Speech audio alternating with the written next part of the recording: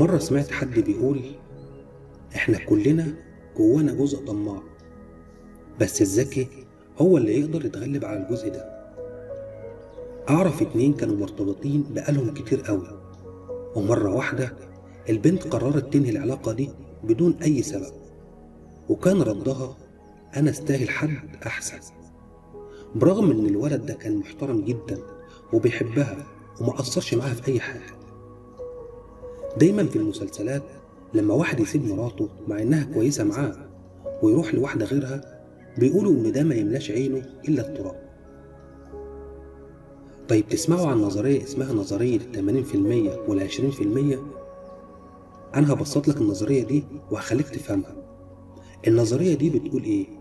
ان اي علاقة ناجحة او سوية الطرف الواحد فيها مش بيقدر يحصل على اكتر من 80% من الطرف التاني. 80% دول بيبقوا حب واحترام وتشجيع ومشاركة وحاجات تانية كتير.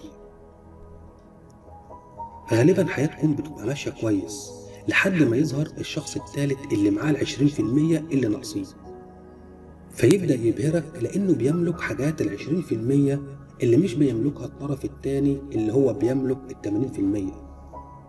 وتلاقي نفسك من غير ما تحس بدأت تروح ورا الشخص اللي معاه 20% وتنجذب ليه، وتنسى الطرف الثاني اللي هو كان معاه 80%. بس بعد ما يعدي فترة بتعرف إنك كنت غلطان، وإن 20% دول مش بيشبعوا احتياجاتك الكتير. بس للأسف بيكون وقتها 80% راحوا وصعب ترجعهم تاني.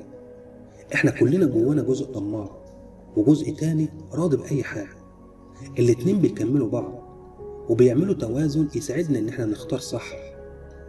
بس أول ما التوازن ده بيختفي بيتحكم فينا جزء واحد بس، فنبدأ نطمع ونشوف نفسنا نستاهل أحسن وننجذب لل20% اللي ناقصانا، أو نرضى بحاجات أقل من 80% ونيجي على نفسنا بنسبة كبيرة جدا، فنكمل حياتنا مع حد ما يستاهلناش. الحب أو الارتباط عامة عمره ما كان بيتقاس بمين الأحسن، لأنك دايما هتلاقي أحسن من الطرف اللي أنت مرتبط بيه. وممكن جدا تقابل شخص ناجح أكتر أو مثقف أكتر أو عاقل أكتر، بس هو بيتقاس بنسبة 80%. الشخص اللي قدامك ده بيعمل اللي يقدر عليه عشان يسعدك. بني آدم كده يعني سوي، عنده مميزات وعيوب، بس مميزاته أكتر من عيوبه. بيشجعك وبيحترم قراراتك. أسئلة كتير بتبين الشخص ده سوي ومناسب ولا لأ.